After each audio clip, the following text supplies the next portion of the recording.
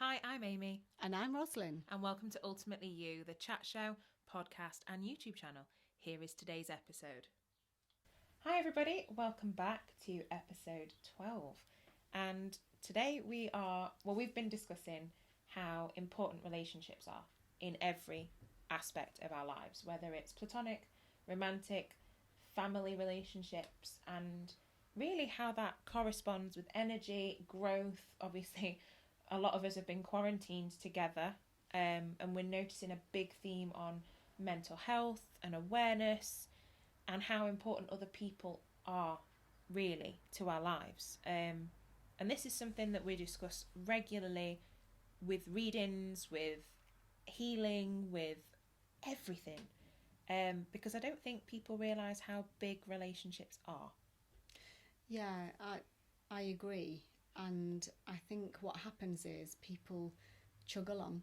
Yeah. And, I say it like that because I just see like a steam train just going forward and people just get into a rut, into a habit, and sometimes can be quite disrespectful to the closest people to them. And I think I know they get the backlash of how we're feeling sometimes. And I've just noticed a lot within my practice now with working of people coming through in different areas of their life with different people of different relationships. Sorry, I needed to say. And it's really smacked me in the face that it does, doesn't oh it? my goodness, people are struggling and or have struggled with certain people. Now, I'm not saying that life was ever meant to be easy and that it's meant to be all smiles and giggles with everybody, but there's a big pattern forming. Massively. I've noticed this more since the COVID thing, because I think that there's some people that are awakening more, becoming more in tune with themselves, and there's other people that are not quite so in tune. And that's okay. I mean, we've all got it, but the fact is more are awakening. Yeah. And then there's people that are not moving quite so much. That's what I've noticed. I agree. And those that are awakening are actually looking at their relationships and looking at their needs and their wants. Yeah. And that may have changed. As well as we go through certain cycles in our life. Apparently we go through 3 different cycles in our life. And of course, I know mine being around 50, we start to change and start wanting different things. But then we start to feel guilty about that. Yes. And we start feeling guilty about, is this selfish to think this way? And are we leaving somebody behind? And that's a big part, I think, when you realise how much you grow as a person. Yeah. So if we take the focus back from the relationship and back onto us as people, you change a lot. And we seem to somehow get into adulthood and it's not acceptable to change as much. I mean, how many school friends did we go through? Do you know what I mean? But, every new year group, every new class, you would swap and change friends or swap and change who you were close to or who you weren't close to. But we don't allow ourselves the same growth or change patterns as adults. Why? Yeah, and the strangest thing is, and I started to recognise this, especially when I started Reiki all those years ago, and, I realised that some people that came into my life was just at the right time for a reason. They would dip in and dip out. So I may meet them when I was on a training course somewhere, and then there was somebody that I needed to speak to, or, and then we have the people that are seasonal. Yeah. And, and I always think, what have I learned from this? Yeah. Or it may be that they've needed something from me, and that's okay. And we also have the people that are with us like a lifetime. Yeah. And we grow with them. So I have my friends, like yourself, I have my spiritual friends. Yes. But I also have people that may not be quite into this quite so much, and that I hardly ever talk about it, if I'm fair, to be honest. I am exactly the same. Yeah, and that's okay. And it's refreshing. It is. And it's nice to, the friends you bounce off. Yeah. And, it's nice to have those different relationships, and that's okay. It's accepting that. Yeah. and knowing that we're not forcing people to change, No, that we're not if you wanting tried. something different out of them. Yeah. So if they're not on that spiritual journey, so to speak, or they don't realise they are, then that's okay, Yeah. because I'm meeting them where they're at. And I think that's such a big part, because I think there is such an onus on relationships to last and go the mile. Yeah. But you don't need people to do that. No, and let's go back to soul purpose. So when the soul signs up for what they want to experience and go through in life, and they choose their parents, and the other souls will sign up, say, I'll help you go through that. Yeah. Well, that might have been achieved, whatever they came for. So then they may become freer. Well, they will do. So then it doesn't mean that they're going to stay around them same people anymore. They might do. They might have a lovely different relationship. The dynamics may have changed. But that's a big part. Yes, it is. So, but then there's other times you see where, it goes on and it becomes painstaking because somebody's still trying to learn a lesson, and, sometimes it can be mirror imaging, sometimes it's not. And it becomes painful for the other person, especially if it's, let's just say, if it's your child, and you're watching your child go through something, and you're the parent, and you've had, you could have 7 children, and they could all be completely different personality, and you think, well, do you know what, I've brought them all up the same. Well, their sole purpose is probably different. Massively. So your relationship with them will be very different, because it's like I can speak to my 2 children, and it's like I'm speaking a different language sometimes, because I do my best to understand where they're coming from and their personality. And if they're going through struggles, then it's not about, I've learnt that it's not about me trying to fix them. It's about allowing them to have that growth of what they need. But that comes back to holding space. And it is, because especially being a healer and working that way, you think, oh, I could just do this and that might, that would help. But actually, they're not guilty of that. They're not ready. Yeah. So this takes me back to what I said several moments ago about the awakening. So many awakening right now, and so many that not quite so. And so as you're ascending and you're seeing things differently, it's like taking those rose tinted glasses off, and it's like, oh my goodness, this is what I've been putting up with. This is what I've been going through. I don't want to deal with this anymore. Surely there's got to be more to life than this. And then we start the cycle of, oh no, but I feel guilty for thinking that. I feel, and as women, and especially empaths, we feel so sensitive. 100%. And that guilt overrides us. And this is where I see people with weight loss issues, alcohol, spending, so shopping. I don't see so much gambling, but those things I see a lot of, and you can see where it's coming from. And it's because we're not speaking up saying that we're needing more. No. We're not speaking up and saying, I'd like this to change. We're feeling that we should just accept it. Oh, because I'm lucky, because I've got this, and this. But that's not making me happy. No, you've got to be fulfilled. And it is about compromise. Yeah, everything is, but you have to be fulfilled. This is it. And it's okay to speak your mind. You don't have to take a tantrum over it. It's just about saying, I matter. You've got to speak your truth. And once you know that you matter, and once you know that you're being kinder to yourself, it's completely different. Then the relationship can start to change. Well, I think for a lot of people, you put your own needs, especially as an empath, especially as a woman, to one side. Because you think, oh, well, I can help that person, and I can be there for that person, and I can change for that person and meet them there. But they're not doing the same for you. And a lot of the time, when you take those rose-tinted glasses off, you can look at things in many different ways. And this can be on any level. I have friends going through it with friends, like their friends. I have friends that are going through it with siblings. It can be at any level. But if you are feeling at your best even if you're not as close as you thought you were, the relationship can change, it can mould. You know, you've got to allow that space for everyone to grow. And sometimes by not changing, you can actually hold the other person back. By not saying, I feel like this, or I feel like this, or I feel like this, you can hold the other person back because they're not growing any further and you're not growing any further. And it might be that you take that step back, you take that pause, you take that break, and you come back together and you think, oh my God, we're the best friends we've ever been. I think the opening up. So, for example, I think this is a good example. If it was you and I, and I said, you know, Amy, you know, I can't deal with this, and things need to change or whatever.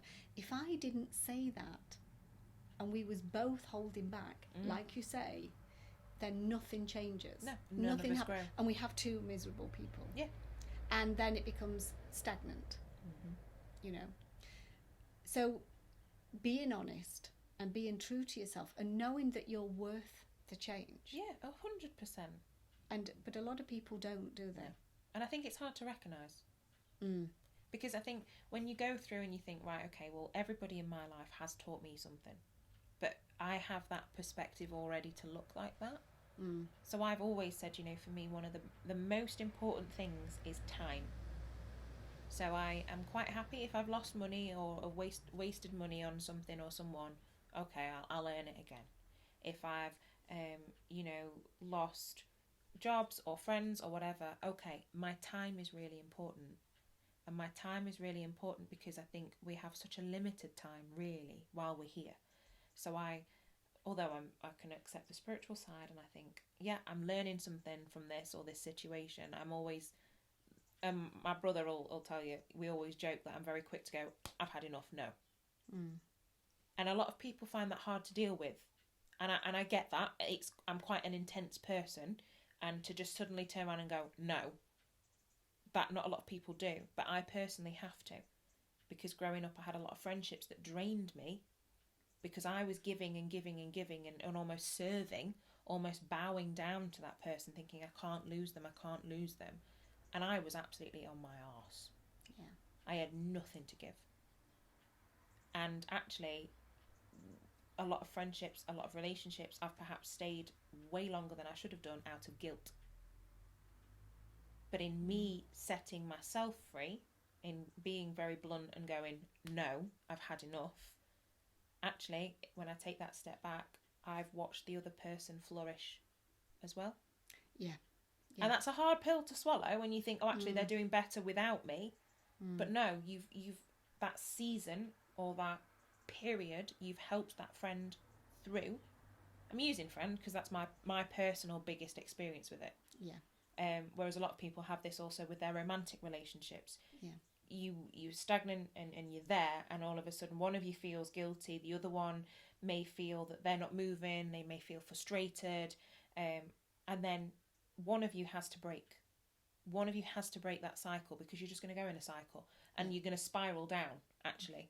And having the courage to say, I'm not happy, is huge. And actually, further down the line, that other person may thank you.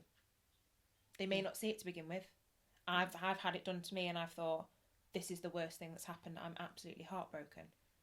But actually, I look back and I think, thank God they did that, because I didn't have the courage to. Yeah. And it all boils down to change, doesn't it? Yeah. And, you know, that's one of the biggest fears that we have is change. Whether it be in a relationship, whether it be in a career path, whatever it be, we like to know. We like to be in control, and we like to know where we're going, even in relationships. Control freak 101. We like to have things planned out and that we know that we're safe. But you know what? I've been with my husband 32 years and I'm very happily married. But I have to say that I've never once took it for granted. And there's never once that I've thought, I would love to think that we're together forever. But I'm open-minded enough to know that if he needs to grow in a way that I can't be there, then he has to grow. Yeah. And that's when I have to step back. You know? So it would hurt me, of course it would. But I wouldn't want to stop his growth. No. And I would like to think he thought the same. Yeah, and I think that that's a really... the way that we think about that, I know, is not common. No, and there'll be people now that's watching this or listening to it and thinking, oh my God, is she really happily married? I am that happily married, and I love him that much. Yeah. That you would put him first for his growth. For his sole purpose, whatever he's going through, he needs to grow. Yeah. And I don't ever want to be the person to stop that growth of why he's here. So I hope that we're never doing a podcast or a YouTube and I say, hey, by the way, can you remember when I said this and now I'm in bits? No, it's the fact I get what you're saying. I understand that. Yeah, and I think you have to, because it doesn't matter where you're at. And I think, dare I say, I think it would be a lot healthier if other people could have a similar perspective. Well, it's when somebody's at the end of life as well. And I know this is a very delicate topic, but, you know, it was like, I'll speak from my own experience when my dad was passing away. You know, when they made the decision they couldn't do anything else for him, he didn't have cancer, but he had lung problems. And he knew he wasn't going to get the new lungs that he'd gone for, and one thing another. And he said, that, you know, just to be another couple of days or whatever on steroids or whatever, he'd end up back at square one again. And, you know, and that was making him comfortable. And, and I was so pleased with that. And I can remember just, you know, looking at my dad and sort of looking at knowingly as saying, it's okay. You know, as much as it killed me at the time, but it was okay for him to not need to be here anymore. And he was only in his 50s. And I have to say, that was a little bit difficult when he passed for me to get over that in a way. But I feel so good in myself that I didn't want him to try anything else to be selfish. Yeah. I knew his time was done. He didn't need to suffer anymore. He needed to go. He needed to carry on doing what he was meant to do, you know? And so after I sort of got over that a little bit, I sort of thought, I knew I'd done the right thing anyway. But I thought, God, I think it was because of how strong I was to accept that. It's huge. But I hope and pray that I could be like that for anybody that was in that same situation. And I think that's a really good example. We don't like to see them suffer. No. We don't like to see them traumatised. They're scared of probably passing over. My dad never said that. He never mentioned anything about that, actually, because he was a very strong man, and, you know, he'd even text all his friends goodbye and thank you for our relationship. And then he switched his phone off. Yeah. And then he passed away hours later. So... But it was just that moment of knowing that if he stays with us, he's going to suffer. And that suffering, nobody deserves that. No. He's ready to pass. He's ready to be at peace. And it's only selfish reasons that I'd want him here. And you have to get your head out of the way. Yeah. And I know it's difficult. And I know some people really wouldn't be able to do that. No. And I know there's other people that are going to be listening and watching this and saying, do you know what? I did the same. And I felt the same. You know? So, and that's saying goodbye to the relationship as I knew it. Little did I know he'd be coming back through spiritually, and he'd be kicking me up the backside and every opportunity shaping me up in ways he never did when he was here. Well, he did, but in different ways. But yeah, that's just another example. It is, and that's a healthy example in a way, because you have to accept that what we want can sometimes be very selfish. Yeah. And I've done it. I've wanted people to stay, knowing my empathic nature, my clairvoyance, whatever, knowing it's not very good for them, but because I'm not ready to say goodbye or for it to end. Because you feel you need it. Yeah. And that's fine. I can put my hands up. I have been that person, and I've had other relationships where I've gone, no, you've got to go. And also, we don't feel we're strong enough, you see. Because what we forget is we forget what we've gone through before and how we have managed and coped.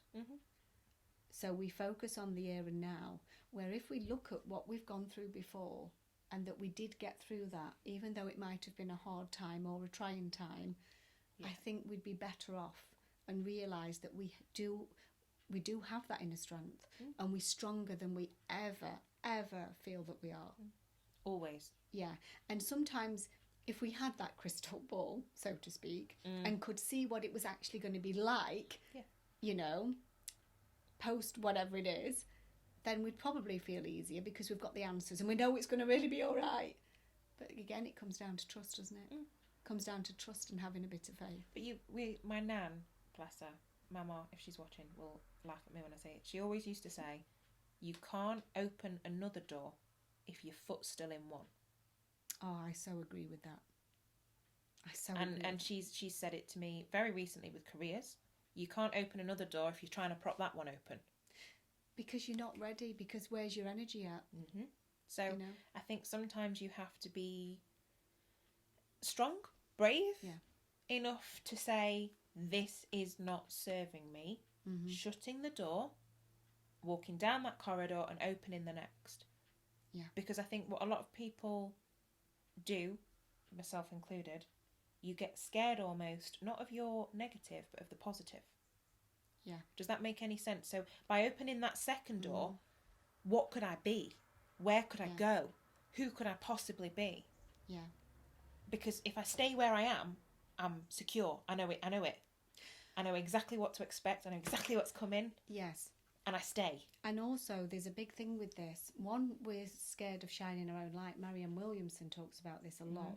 And I just thought, really? And it happened to me. And I held myself back in business a lot. You know that. And that was because it was like, really? Can I, where's it going to take me? But then the other thing is, who am I going to leave behind? 100%. And that is a big thing. It's heartbreaking. Because, you feel that you're with the people that you're with, you know what you know, and even though you have these dreams, these aspirations, it's almost that when it comes, I've heard people say, oh no, it's not about that, I did it myself. No, that isn't going to bother me. And actually, it was the biggest thing that I had. I'm agreeing with you. Leaving people behind. Yeah. And because will they resonate with me anymore? Because I'm weird anyway.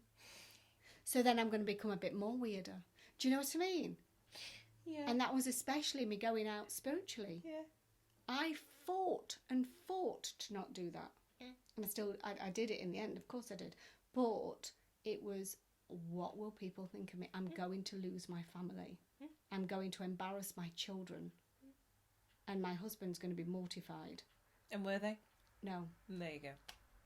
But that was my thing. And again, that's down to that dynamics of a relationship. 100%. And I couldn't agree with you more. And I know that there's women that's come and trained and doing Reiki, and then they don't do a lot more. And sometimes it's down to their partner doesn't get it. And they dearly love to speak about it and do things with it. But they've even told me that they don't have the confidence to carry on because they got ridiculed. Yeah. But they wasn't strong enough to be themselves. And it's hard. Just be kinder to themselves and say, do you know what? I'm going to do this anyway. Because they may mould and meet you where you're at. That's right. But unless you change, you're not going to know. Yeah. And I don't have the same experience with healing in the sense of becoming a healer. But obviously over the time, specifically the last sort of couple of years, I've spent a lot of time on my own development. And you fear, okay, well, actually I'm quite opinionated anyway. But then if I stop my people-pleasing tendencies, am I going to be with this friend? The answer was no. But looking back on it now, they're in a better place. I'm in a better place. And I can almost say that, and you love this expression, I walked away loving them. Yeah. And I've actually had friends that I've walked away thinking, I love you, I adore you, but right now we're not the same place. And we're still friends now. And I thought that we were going to part ways at that point, years and years ago, and never rekindle, yet we're closer than we ever have been. Yeah. Because we've just done this when we've needed to. Yeah. And we've ebbed and we've flowed and we've ebbed and we've flowed. And you have to have the bravery to appreciate where you're at. Yeah. Because you've got to grow. Yeah. And because something's ended, that doesn't necessarily mean it's a negative. No. It can actually be the start of something else beautiful. It could even be the start of something else beautiful with that person. You know, what you've had will have had to die, so to speak, for something new to be created from it. Yeah. Or you may simply ebb and never flow back. Yeah. You know, because it's not what you need, but you can look back and think, I'm really glad both of us did that, because look at where that person is now and look at where I am now. You know, I've had friends that have been heartbroken to break up with their ex, and they've gone back multiple times. And each time I've said, I will walk you down the aisle to them, and I will also help you bury a body if need be. But you've got to make sure you're doing it for the right reasons, and I'll be there for you. And then my best friend's the penultimate of that, is now in the happiest relationship she has ever been in and never saw it coming. Yeah. And they've been together for years now. You know, but all that time ago, it was the end of the world, because she'd lost the sweetheart, and that was it, and they were going through this, and it was just like, just have faith. Yeah.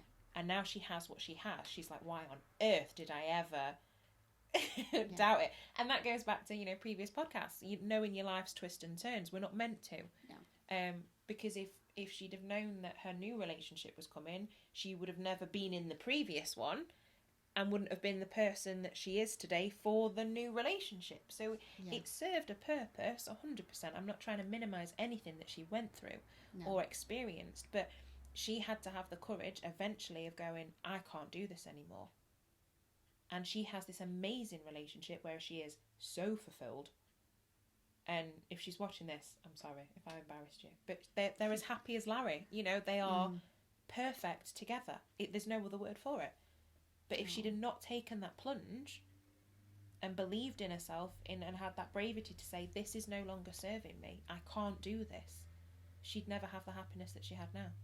And that's romantic, and obviously we do it a lot with family, we do it a lot with friends and platonic, but that's for me one of the prime examples of just having the courage of your convictions to say, no, this ain't working. Yeah, and when you talk about family as well, you know, I know I'm different to my sisters, you know, and so, and I mean, very different. We're all very different. Yeah. And sometimes, you know, you just know that you love them, but you just take a step back and you're there if you're needed, and you just accept each other's differences, and that it's okay. It doesn't mean that, you know, I have to be in their pockets, or I have to have even lots to do with them. Some can do that. But it's knowing yourself and knowing them, and knowing that there's a time when, you could be closer, and there's times when you know you'll be there. It's different. It's okay. So I think what we do is we put too many restrictions on ourselves, and too much restrictions and pressure. Yes. On Definitely. pressure that, well, I should do that because it's my mum, I should do that because it's my dad, I should do that because it's grandma, and whatever. I believe respect goes both ways, actually. And labels, I think, can harm. Yeah. And that sounds awful, and I'm going to explain what I mean by that. So you put that person on a pedestal. I should be like this because that person is my insert label here. And I get that. I've done it myself before. But if you weren't related, or you weren't in a relationship or whatever, would you be friends with that person? If the answer's no, walk away. Yeah. And I've had a lot of friends personally, and I'm sure, I'm not going to name any names, but I'm sure they wouldn't mind me sharing, that I've had that conversation with them, and I've said, accept them for who they are, and you will be better. You can't change them, but you have to understand that that label is not going to mean they are going to act or behave in a certain way. No, and going back to the whole soul purpose thing, most of the people that learn us the biggest lessons are those that are the closest to us, which are normally family. Yeah. And so it doesn't mean that you are always going to have that meaningful relationship, actually. No. Because the lessons are done. Yeah. And it, you know, that might be it. Mm-hmm. You know, you hear of some people that say, oh, I haven't seen my brothers or sisters in years and years, and I used to think, well, how does that happen? But actually, as I've grown up, you know, it doesn't go on that long. But what I'm saying is, you know, things are different. Yeah, and 100%. it's accepting that. And I'm okay with that. Yeah. You know, and it doesn't mean, oh, you love them less or you're indifferent.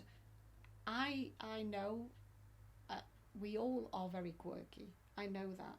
And I know that within my family, I'm very different because of my views on life and because of what I do, my outlook. I know it's very different. And there's some people that you know that you have common ground with, and you know that there's some that you don't. No. And it's okay. I have friends that the only thing that they have in common with their siblings is that they are actually siblings. Yes.